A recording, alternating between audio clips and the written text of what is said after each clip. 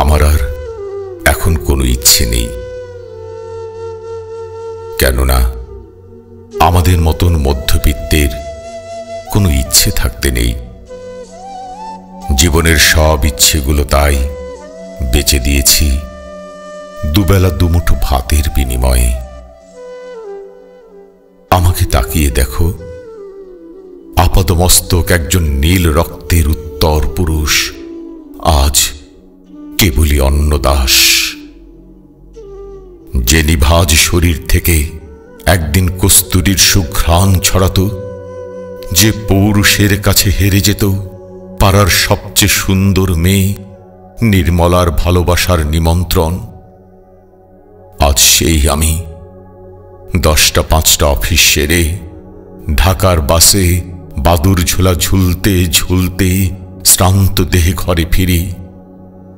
আমার কোনো স্বপ্ন নেই, স্বপ্নগুলো মরে গেছে অযত্ন অবহেলায়।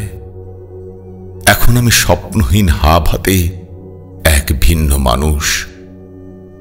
অথচ একদিন কি ভীষণ ইচ্ছে ছিল, অসীম শূন্যতা ঘিরে ছিল স্বপ্নের ঘর গেরস্থালি, 8 পৌরে লক্ষ্মী বউ, একটি সাধামাটা জীবন, দিনের শেষে নির্সন্ধানী পাখির মতন ঘরে ফেরার ব্যাকুলতা।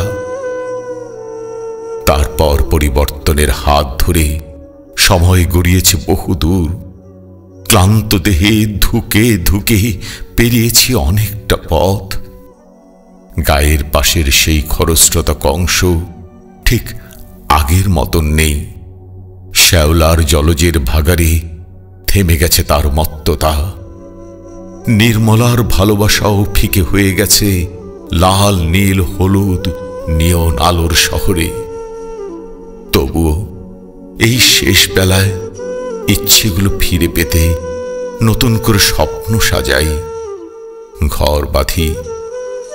কামনার আগুনে পুড়ে পুড়ে নিঃশেষ হয়ে বুকের গহীনে অকারণ ইচ্ছেগুলো জাগিয়ে তুলি নিরবধি।